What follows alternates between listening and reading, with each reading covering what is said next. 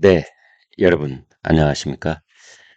이재명 더불어민주당 대통령 후보, 지금 대통령 후보 이렇게 말하는 건 정확한 표현은 아니죠. 확정된 건 아니니까. 이재명 더불어민주당 대통령 경선 후보, 이제 이렇게 보는 것이 정확한 표현일 겁니다. 그 사람 입에서 이런저런 이제 공약이 나오고 있습니다. 그런데 민주당이 다른 경선 후보 또는 국민의힘의 다른 경선 후보들에 비해서 이재명 이 공약은 연일 언론이 크게 다루고 있습니다. 그 이유는 대통령이 당선될 확률이 현재로서는 여론조사 통계상 가장 높기 때문이지요. 그래서 그 언론이 가중치가 이재명 공약에 더 크게 갈 수밖에 없다라는 측면이 있다는 점 감안을 하고 들으시면 될 것 같습니다. 이재명 경선 후보의 정책 기구에 성장과 통합, 기구 이름이 그렇습니다. 성장과 통합이라는 데가 있고 이제 거기에 사법 개혁 분과 이제 분과가 여러 개가 있는데 거기에서 공수처에 내란죄 수사권을 주는 그런 공약안을 지금 어, 보고서를 제출을 했다 이렇게 되어 있습니다. 그러면 그게 공약이 될 확률이 높다 이렇게 봐야 되겠죠. 더더군다나 그 윤석열 대통령에 대한 지금 수사가 진행 중인데 그 윤석열 대통령의 내란 사건도 공수처가 이제 그 수사권을 갖게 돼서 그걸 소급해서 수사할 수 있게 소급 수사권까지도 공수처에 부여하는 이제 그런 개혁안을 보고서를 냈다. 이렇게 보면 되겠습니다.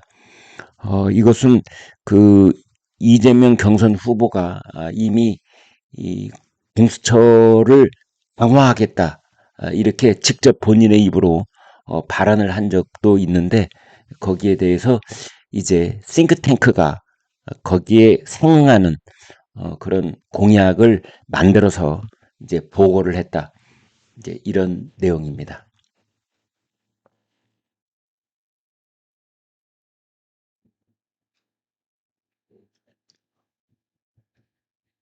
그나저나 어제 정부는 그 내년 그 의대 모집 정원을 3,058명, 3058 어, 도로 이제 도로 무엇라고 해라. 도로 그렇게 돌아갔습니다. 한 언론은 정부가 의료계의 이기주의에 졌다. 뭐 이런 말도 하고 있네요. 의대생들이 전원 수업에 복귀하는 것을 전제 조건으로 내걸겠다 했는데 그것마저도 철회를 했습니다. 이제 환자들 입장에서는 걔도 정부를 믿었는데 이건 대국민 사기 아니냐 이런 항의가 또 쏟아지고 있습니다. 아까 말씀드린 그 이재명 경선 후보의 공약 중에는 대통령 집무실 그리고 국회 세종시로 이전을 추진하겠다. 그래서 캐스팅 보트를 쥐고 있는 충청권 표심을 공략하는 그런 공약을 연일 내놓고 있습니다. 충청을 행정과 과학 수도로 만들 것이다. 이제 이렇게 말하고 있습니다. 민주당 순회 경선도 충청권부터 시작을 하겠다. 이 대목에서 제가 여러분께 드릴 말씀이 있습니다. 우리나라 역대 대통령들의 공약 이행률, 그러니까 선거가 있기 전에 약속을 해놓고 얼마나 지켰느냐 하는 퍼센테이지가 이미 다 조사가 돼 있습니다. 좌우를 통틀어서 합해서 40%가 안 됩니다. 특히 좌파 정권 때 공약 이행률이 형편없습니다. 임기 2년 이내에는 20%가 안 될 때도 많습니다. 그래서 그 예전에 그런 얘기 많이 했잖아요. 공약은 빌공짜 공약이다. 아니면 말고 이제 이런 겁니다. 그래서 뭐 엄청나게 여기에 무게중심을 둘 필요는 없겠다 싶으면서도 그러나 어, 흔들리는 표심에게는 또 영향력을 상당 부분 끼칠 수 있기 때문에 이런 생각이 들고 그나저나 이렇게 충청권에 올인하는 듯한 이재명 경선 후보의 이런 공약을 듣는 호남 유권자들의 마음은 어떨지 이런 생각을 아니할 수가 없는데요. 호남 유권자들께서도 이번에는 정말로 잘 생각해서 무엇이 호남과 국가의 미래를 위한 어, 한 표가 될 것인지 그런 선택을 해야 될 거라고 생각을 합니다. 지금 이재명 입장에서는 호남보다 충청이다. 그러고 있는 것 같아요. 어, 자칫 호남은 이제 내놓은 자식이 될 가능성이 있다. 호남은 뭐 묻지마 이재명일 것이다. 라는 그 이재명의 호남 홀대, 호남 박대에 대한 어떤 일침을 놓는 그런 선택도 필요하다. 뭐 이런 분석도 나오고 있습니다.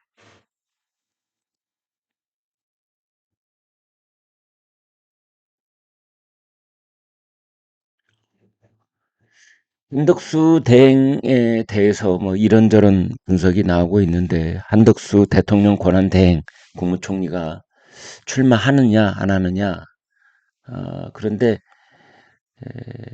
이제 한덕수 대행이 그 대행으로서 국민적인 관심을 집중시키면서 대통령 후보감으로 급부상한 것이 이른바 헌법재판관 3명, 대법관 1명 전격적으로 임명하고 지명한 것이었다.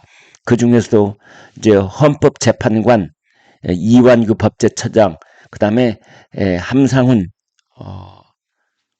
그 서울고등법원 부장판사. 그런데 결국은 그것에 대한 효력정지 가처분 신청을 헌법재판소가 받아들였지 않습니까? 그래서 한동훈 대행이 그 대통령 후보감으로서의 어떤 급부상이 갑자기 좀 어정쩡해진 것 아니냐라는 일부 분석도 나와 있고 특히 그 한국 지표조사라고 그래서 4개 여론조사 기관이 합동으로 조사하는 그 여론조사가 나와 있는데 거기에서 한덕수 대행의 대선 출마가 바람직하지 않다가 66%, 바람직하다가 24% 이렇게 나와 있고 이제 10%는 잘 모르겠다 이제 이렇게 대답을 한 것으로 되어 있습니다. 이재명 공약 또 하나 말씀드리지 않을 수가 없는데 우리나라 국방에 대해서 선택적 모병제가 맞다. 이런 말을 또 했습니다. 수십만 청년을 병영 속에 가둬두면 안 된다. 그래서 징병제와 모병제 장점을 섞은 대안을 제시하겠다. 또 민주당 일각에서는 여성들 모병, 여성 징병이 아니라 여성 모병을 적극적으로 확대해야 된다라는 얘기도 나오고 있다고 합니다. 이재명 후보가 말하고 있는 선택적 모병제라고 하는 것은 입영 대상자가 징집병 혹은 기술 집약형 전투 부사관 이 둘 중에 하나를 선택하는 그 이야기입니다. 2022년 당시 그때 이재명 후보는 징집병을 15만 명으로 줄이는 대신에 기술 집약형 전투 부사관 5만 명, 군무원 5만 명 등 전문 인력을 증원하겠다 이렇게 말한 적이 있습니다.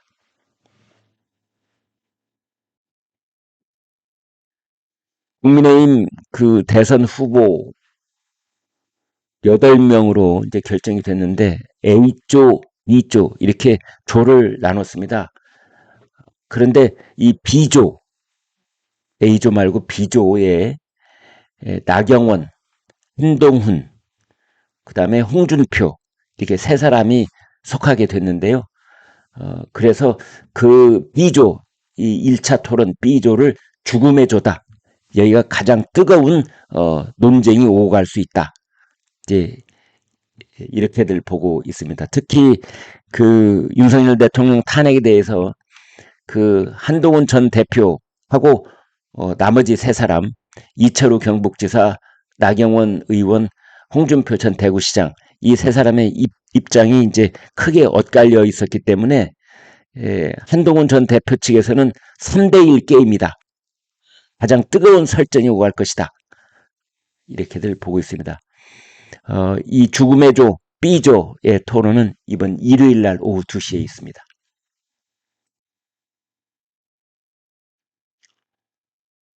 어제 정말 깜짝 놀랄 만한 뉴스가 하나 나왔는데 문재인 정권이 집값 통계를 102차례 조작했다. 최소한 102차례 조작을 했다. 청와대가 지시하고 압박을 하고 정책실장 4명 모두가 연루가 되어 있다.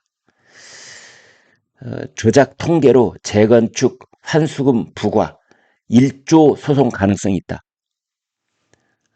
왜냐하면 이 환수금을 부과를 이미 한 바가 있는데 그것이 이 조작된 통계에 의한 것이라면 그 환수금 부과는 부당한 것이기 때문에 이제 소송이 본물 터지듯 할 수 있다. 그 돈은 문재인 정권이 물어내야 된다. 참, 정말 기가 막힌 일이 아닐 수가 없습니다. 이 대목에서 또 드릴 말씀이 있습니다. 흔히 이런 말을 합니다. 좋은 선거라는 것은 정책 대결을 펼쳐야 된다. 그래서 국민의힘 후보들을 향해서 특히 그런 지적들을 많이 합니다. 비전 제시를 해라. 뭐 공약을 좀 내놔봐라. 정책 대결을 좀 펼쳐봐라. 어떻게 기승전 분명이냐. 어떻게 말끝마다 이재명 때리기에 올인하고 있지. 정말 국민의힘이 국민을 위해서 앞으로 대통령 후보가 무슨 일을 하겠다라고 내놓은 공약에 기억날 만한 게 뭐가 있느냐 그러는데 저는 그게 다 뻘소리입니다. 헛소리입니다. 네. 아까도 말씀드렸다시피 공약은 이행률이 임기 초반에는 20%도 안 됩니다. 그리고 임기 끝날 때까지도 40%를 넘은 대통령이 거의 없습니다. 이것은 공약은 정말 하나만한 헛소리일 뿐이고 문제는 선거의 본질은 심판하는 데 있습니다. 유권자들은 저 사람이 미래에 대해서 이렇게 장밋빛 청사진을 내놓았으니 그 사람 찍어야지 이런 측면의 마음도 일부 있겠으나 그러나 유권자의 마음을 결정하는데 핵심적인 요소는 뭐냐? 지난 정권이 잘했느냐 못했느냐 이겁니다. 그렇다면은 지금은 가장 큰 이 유권자의 마음의 중심을 잡고 있어야 될 생각은 뭐냐? 이거는 윤석열에 대한 심판은 끝났습니다. 윤석열을 파면했으니 그보다 더한 심판이 어디가 있습니까? 이제는 이재명 심판인 것입니다. 이재명이 잘했으면 이재명한테 표를 주면 되는 거고 이재명이 못했으면 이재명 반대쪽에다 표를 주면 되는 것입니다. 어떻게 보면 선거 공학은 투표 공학은 간단한 겁니다.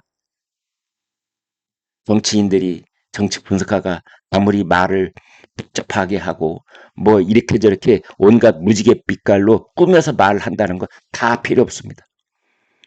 유권자들의 현명한 판단은 대개 중단 명료한 겁니다. 그 중단 명료한 것은 뭐냐? 6월 3일에 있을 이 본투표의 투표는 이재명 심판인 겁니다. 이재명에게 나라를 맡길만 하면 이재명에게 표를 주는 것이고 그렇지 않으면 그 반대쪽에 표를 주는 겁니다. 왜? 이재명은 우리나라 그 야권 192석을 가지고 있는 야권의 대표주자니까.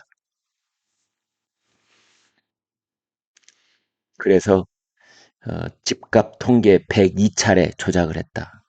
102차례 조작을 했다. 문재인 정권 때. 문재인 정권 때 민주당 정권입니다. 네, 민주당 정권입니다. 반드시 심판해야 된다고 생각을 합니다. 이재명은 뭐 AI 시대에 원전이 필요하다. 에너지 믹스 정책. 그래서 원전과 재생에너지 동시 투자를 해야 된다. 이런 얘기가 나오고 있는데 AI 시대에는 전력 소모가 워낙 많기 때문에 원전이 필요하다라는 얘기도 내놓고 있다고 하는데요. 이제 어디까지 믿느냐가 중요한 것이죠. 아무튼 문재인 정권 때 청와대, 국토부까지 나서서 임기 내내 임기 내내 부동산 소득주도 성장 통계를 대놓고 조작을 했습니다. 그래서 그 국토부 산하에 있는 부동산원 같은 이런 통계에 관여할 수 있는 그런 산하 기구들에게 협조 안 하면 조직과 예산을 날려버리겠다. 뭐 이렇게 협박을 하기도 하고요. 소득 불평등 역대 최악으로 나오고 가계소득 전년보다 감소를 하자 통계 산정 방식을 바꿔서 결과를 조작하기도 했습니다. 또 이자들이 집값 상승률 마사지 좀 해야지. 싸지. 흔히 그런 얘기들 합니다. 싸지 한다. 뭐 가중치를 둔다. 뭐 재조정을 한다. 이게 다 조작이라는 뜻입니다. 부동산 직원들이 다조 섞인 메시지. 야, 국토부에서 낮출한다. 낮추자. 또는 폭주를 하네요. 갑질 시전하네요. 이런 말도 직원들은 자조 섞인 말로 주고받았다고 합니다. 김현미 전 국토부 장관, 김상조 정책실장, 홍장표 경제수석 그 사람들의 주요 발언들도 다 나와 있습니다. 검사원, 검사로 나와 있는 겁니다. 결국 이런 거에 항의하는 통계청장이 잘리고 항의는 묵살되고 그런데 아무튼 부동산원이 조작 기록을 다 남겨놨습니다. 통계를 조작시킨다라고 민원을 넣어도 청와대, 기재부, 국토부 싸그리 다 무시를 했고요. 김현미 국토부 장관은 특히 소리 안 나게 잘하라 이런 메시지까지 하달했다고 합니다.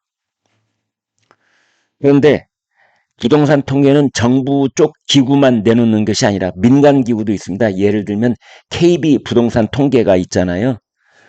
집값 상승폭이 격차가 커지자 민간 통계를 규제하려고 시도를 했다는 거 아닙니까? 문재인 전 대통령이 문제 있는 민간 통계 검토하라. 뭐 그래서 과태료를 부과하는 등 개선 방안을 마련한 적도 있다는 겁니다.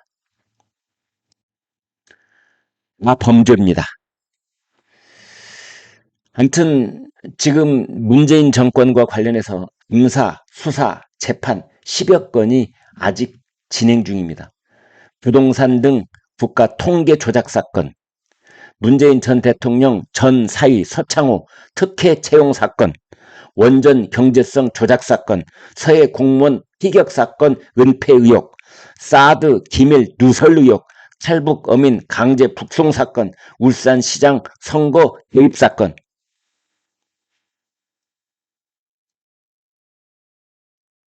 어제 국회가 그 윤석열 정부 들어와서 그 거부권 행사로 부결이 됐던 상법 개정안 등 7건에 대해서 재의결을 했는데 7건 모두 폐기가 됐습니다. 그리고 딱 하나는 이제 가결이 됐는데 바로 TV 수신료, 전기요금, 통합징수 방송법은 개정안이 가결이 됐습니다.